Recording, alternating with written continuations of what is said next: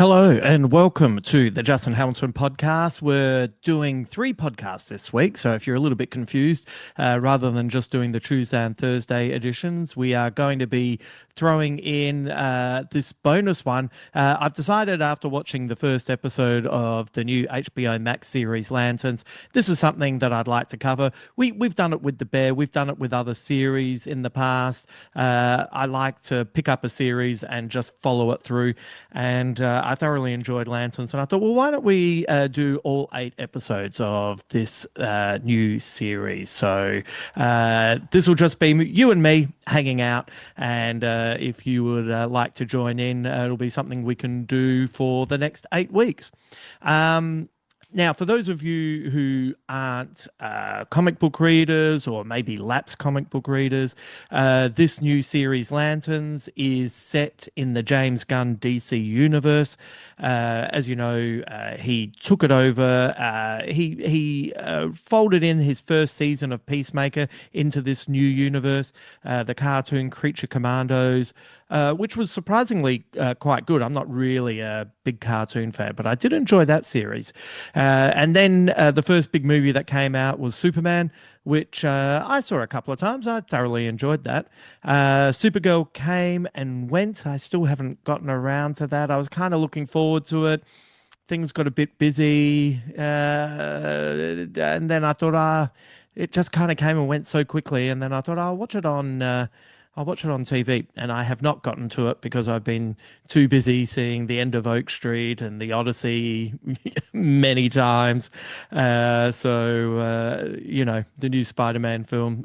So I can't really comment on that. But it seems to be having a bit of an up and down gestation period, and I'm not quite sure really what's going on with DC in particular. But this series has been worked on for a while, and it has co-creators Chris Mundy, who's done work on I think he's done work on Ozark.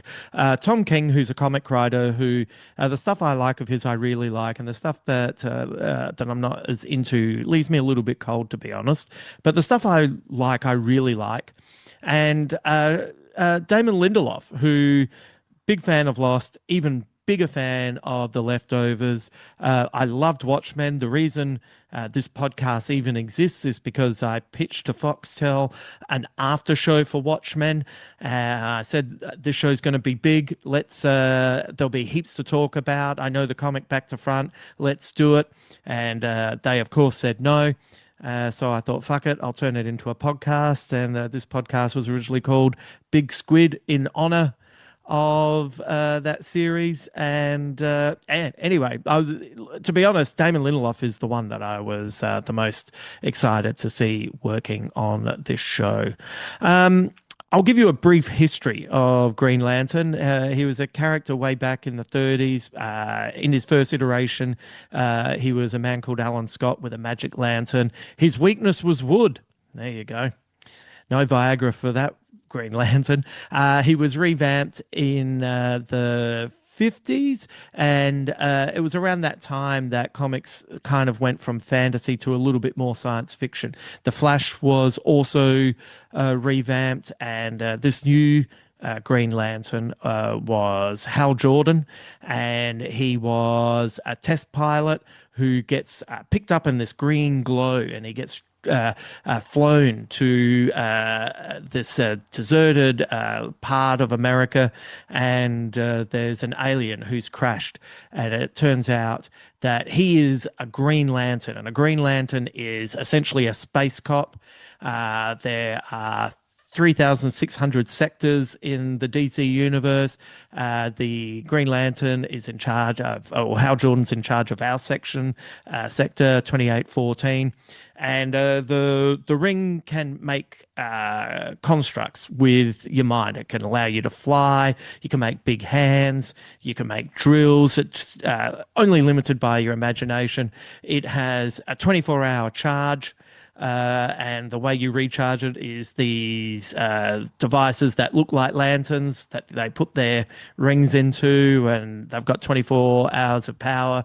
They have a weakness to yellow, though I think that's been something that's been let go over time. I won't go into it. There was an alien entity in the main lantern called Parallax, blah blah blah blah blah. If you know all that backstory, you completely understand why at this point I'm just yada yada yadaing it away. So, over time, there's been other Green Lanterns. You would have seen one already in Superman, which is Guy Gardner. Guy Gardner is the most annoying of Green Lanterns, but also comedically the funniest. And John Stewart was a replacement Green Lantern, and he's a little bit more analytical. I think he's an architect at one point in the comics before also, I think, being in the army. And then many years later, they rebooted him with a guy called Kyle Rayner, and there's been numerous others since. I have to be honest. My favorite Green Lanterns I always liked the Hal Jordan Green Lantern, especially when he was teamed up with Green Arrow in the 70s. I love the Kyle Rayner Green Lantern, who appeared in Grant Morrison's seminal Justice League of America run, JLA. And then not that long ago, Grant Morrison returned and did like a two-season version storyline of Hal Jordan. And I really dug that one because that one kind of got him back to his Americana roots, kind of made him a little bit like Sam Shepard in The Right Stuff. He had some really crazy adventures and not American sci-fi. Like Grant Morrison was really digging into that 2000 AD UK weird stuff, and I thought it was fantastic. So that's all you kind of need to know. With this, and we'll just get into the episode, and I'll kind of give you my thoughts as we go along. In this pilot, we start off in 1986 with a young John Stewart and his brothers. They're all watching a news story. It turns out Hal Jordan has been a Green Lantern for a while, and it's him doing an interview. And the thing that you notice about Hal Jordan immediately is that he points out that he has no fear. That's the important thing to be a Green Lantern. And all the brothers are really scared of the dad coming home. And when he arrives, there seems to be something going on. I think maybe the dad might be might have history with Hal Jordan. He seems to have a bit of attitude about Hal, but he's also an army man, and he does this. Really, it's quite a shocking beginning, to be honest. He takes young John Stewart out into the backyard, puts an apple on his head, and asks if his son has any fear. And John says he has no fear. And then he does the whole William Tell thing and shoots the apple off his head. And it was, as someone who is not very comfortable around guns, and anyone who heard the story yesterday with Will Anderson about Moore Park, I found that really confronting, to be honest. But it's interesting. He shoots the apple off his head. Young John doesn't flinch. There does seem to be affection there. And it's like, is he training him? Like it's an interesting start, and I figure we will find out more about John Stewart's father as this progresses. Looking at my notes, then we jump to 2016.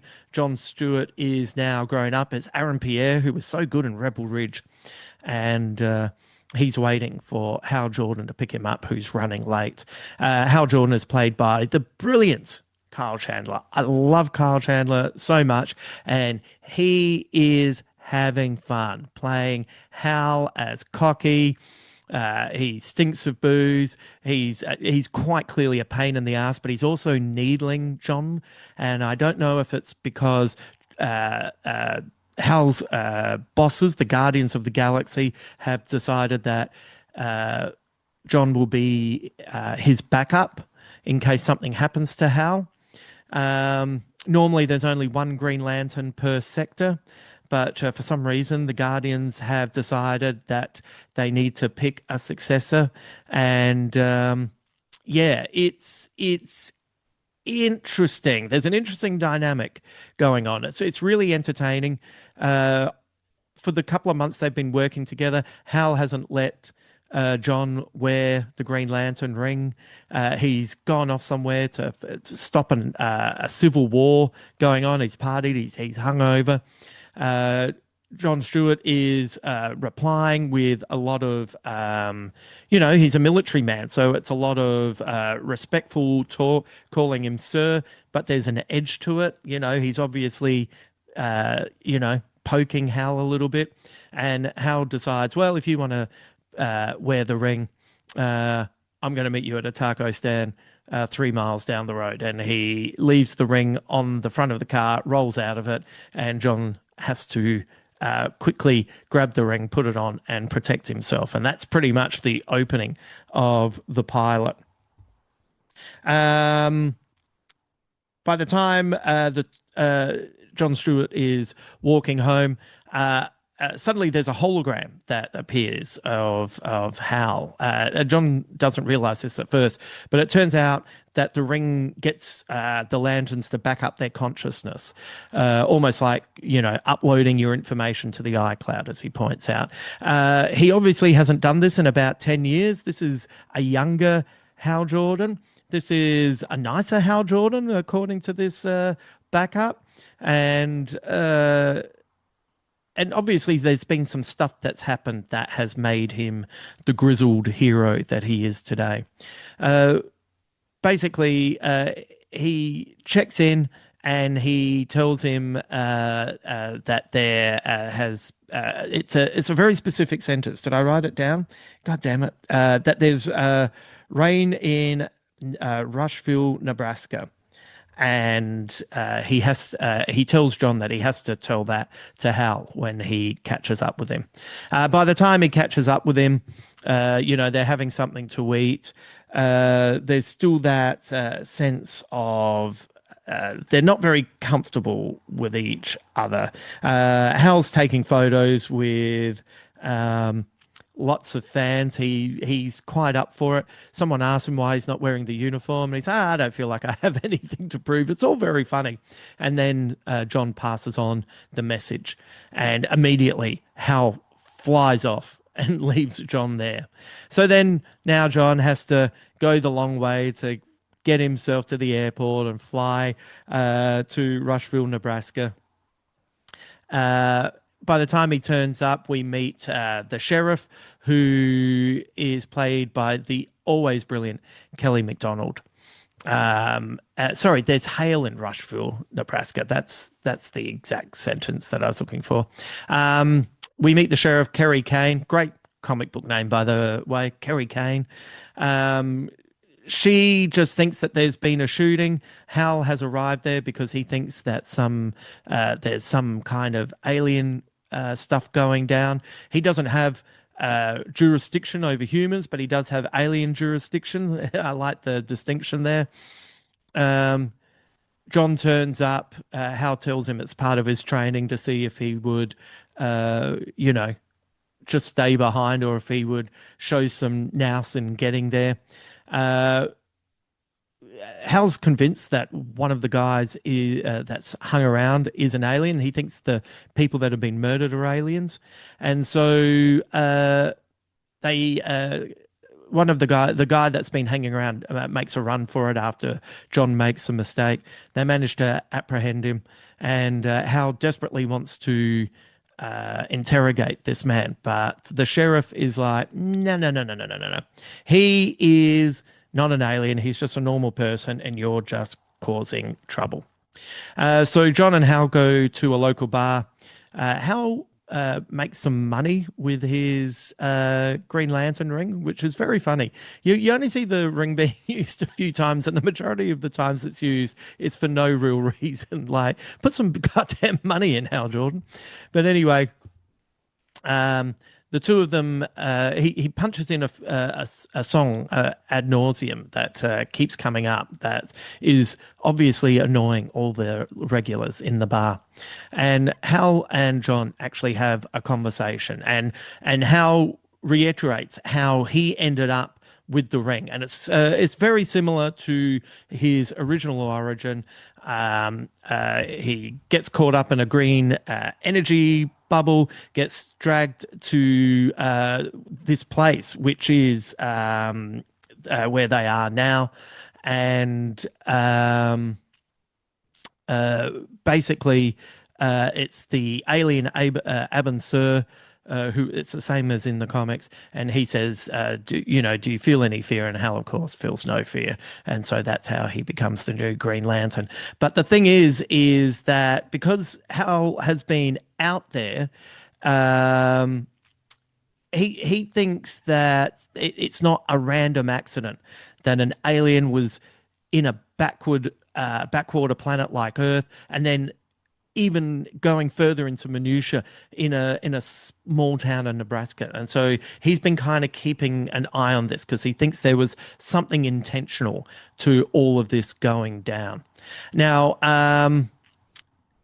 the reason he's been playing the song over and over again and trying to annoy the locals is he gives the ring to John Stewart, and he wants to get into a fight, and he wants to get dragged off to jail, because then when he gets put in jail, he'll be able to interrogate that person that he suspects of being a criminal. John talks to a woman at the bar called Zoe. They start flirting. They have sex in the car, and it turns out John Stewart's not that much better than Hal when he uses the ring to light her cigarette after they've had sex. Um, it's all very funny. So the next day, it turns out that the sheriff, she's too smart for Hal. She locked him in a broom closet so he couldn't talk to that suspected alien. He gets dragged off to court. It looks like he's not going to be let out. And then suddenly a defense lawyer turns up, and he gets Hal out of jail. And it's really frustrating time because it's Kerry's husband, and Hal makes a joke about, of course, it's a small town, everyone's related, and that joke will pay off very well when we discover who John slept with. So, it's setting up a little gag a little bit later on. So it turns out that the Billy Macon, who is the lawyer, his father, William Macon, has bailed Hal out because he wants to have dinner with the celebrity hero. And he wants to ask him some questions. And when Hal and John go to the home, it's a compound, and it's funded by a secret benefactor. So I'm guessing we're going to discover someone interesting behind the scenes. Will this be? I'm wondering, thinking of. I've read nothing, by the way, so I could be horribly wrong or I could be right. I don't know, but Hal Jordan's mentor in the comics was Sinestro. I wonder if Sinestro will turn up and he'll be pulling some levers behind the scenes. But anyway, that's just some speculation for the moment. But this compound, there's a whole lot of guys doing militia training, and it's once again that kind of thing that I always find to be quite creepy. And also, I quite clearly don't trust William Macon either, played by the fantastic Garrett Dillahunt. Lots of really good actors in this show, by the way. Um, and it also turns out that the woman Zoe that John slept with is William's wife, and he makes a joke that gives away that he knows that he slept with his wife, and and I think it's the first time that Hal is actually really impressed with John. He's like, we've been here less than 24 hours, and you've already slept with this guy's wife. Good work. It was very funny. Um, so anyway, they pull some strings so Hal can go in and talk to this suspect, Waylon Sanders, played by Chris Coy, and he's playing it very straight. He just loves football. He's a trucker. All of this, and Hal's not buying any of it. He still is convinced he's an alien. Kerry's getting really annoyed because it's quite clearly just a normal person. John's, on the other hand, a little bit interested. It's pointed out that there are 14 types of aliens that can appear on Earth and can definitely hide who they are, and nobody can pick up. You can do X-rays, you can check their bloods, you can do all sorts of things, and nothing will reveal that they're really alien. So John's a little bit more curious as to how this is going to go down, and Hal just keeps kind of asking questions, and it turns out he is an alien. And he's here to do something, and he says that he's got some sort of uh, bomb kind of that's laced fused to his skeleton, and he knows that Hal hasn't brought his lantern, so his ring's probably running out of juice. And does he really want to push him? Does he really want to try and get away with this? Like, Hal is not having any of it. He's there this alien is quite clearly there for specific reasons. Hal pushes him up against the wall, and this alien decides to set off his bomb. But Hal manages to put a green bubble around him, and even though there's an explosion, he protects everyone. And there's a very funny moment where he just pops up after the explosion and just, tells him, "I told you so." Um, and then the episode jumps to 2026, and we're just with John returning to Rushville, and they're back at where we found Hal at the football stadium, and the sheriff is there, and it's snowing, and we discover Hal Jordan's dead body in exactly the same position he was sitting in when he first went there. And now we have quite a few mysteries that need to be solved. We have who killed Hal. We have to try to work out why there are aliens in this place. Um, there's a lot to kind of really dig into. And, there's been a lot of talk about it being uh, a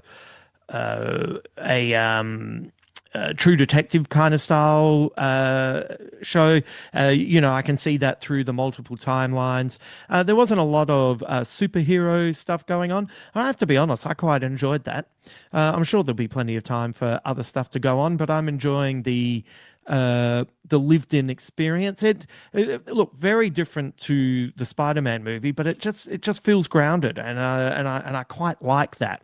And yeah, it is. I like the dynamic. I'm really bummed if Hal Jordan is dead, because I'd hate for there to be potentially more seasons and you've killed him off. But thankfully we'll have him at least in one other timeline, I guess. But we'll still have to try and work out what's going on with John Stewart's dad as well. What's happened to Hal over the years to make him, because he's quite different to the hologram version, or the hologram version, as John punningly puts it. So and Kelly MacDonald's really good in this as well. That could have been a poorly written character, but she's got nous as well. And at one point she tries to warn the two heroes from getting in to debt to her father-in-law. So there's stuff going on there as well. And she also points out that Hal's not quite as cocky as he pretends to be, but he is more lonely. And yeah, the good, my favorite versions of Hal Jordan are more like that as well. We got a version of his code, which was fun, being spattered in by the alien with quite a bit of spite. And it's funny, having his oath spat back at him. It's interesting. That's the thing that makes Hal angry. So I wonder if we'll see something there as well. I'm pretty certain I saw one trailer for this and then thought I don't really want to know too much more, but I have a feeling we will be getting the Guy Gardner Green Lantern turning up, which would be great. I'd love to see his interaction with all of these guys as well. But I just really want to watch more Aaron Pierre and Kyle Chandler hanging out.